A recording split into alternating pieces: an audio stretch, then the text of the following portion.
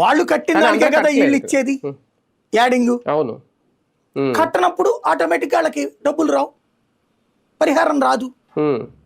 అదేంటి మీరే కదా తప్పంటారు.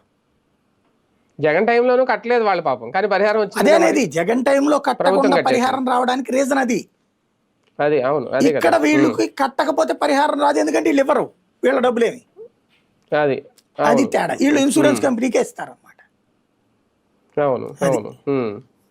కానీ మోందా తుఫాను సంబంధించి ఇంకా అంటే కేంద్రం జాప్యంగానే చూపిస్తారా వీళ్ళు? రాష్ట్ర ప్రభుత్వం ఏమి ముందు ఒక అడుగు అయ్యిదా ఇవ్వడానికి? ఇంకా అంతే కదా, వీళ్ళకి ఫ్రమ్ ద బిగినింగ్ అది అలవాటే.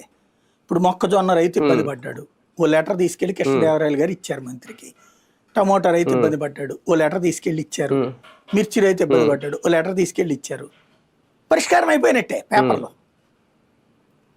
కేంద్రం జోక్యం చేసుకోమని తీవ్రంగా చెప్పారు అని రాస్తారు అనమాట. అరటి రైతు రోడ్డును పడుతున్నాడు, మన మామిడి రైతు రోడ్డును పడుతున్నారు, ఓ పక్క వరి రైతులు రోడ్డును పడుతున్నారు.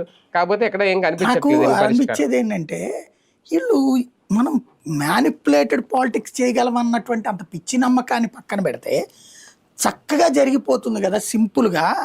ఎందుకంటే ఇప్పుడు ఇంత డబ్బులు ఇంత చేస్తున్నప్పుడు ఓ సిస్టంలోకి ఎంటర్ అయితే అయిపోతుంది కదా, వీళ్ళు ఎందుకు చెయ్యరు అన్నదే అర్థం కాదు. వాళ్ళతో మన వాళ్ళు అనుకుంటే అయిపోతుంది కదా పని. ఇంకోటి నీకే వస్తుంది కదా పేరు. ఇప్పుడు ఆ రైతు దగ్గరికి వెళ్ళి ₹10 అమ్ముకుంటున్నాడు, అయ్యా నేను 10 రూపాయలు కొంటాను నాకు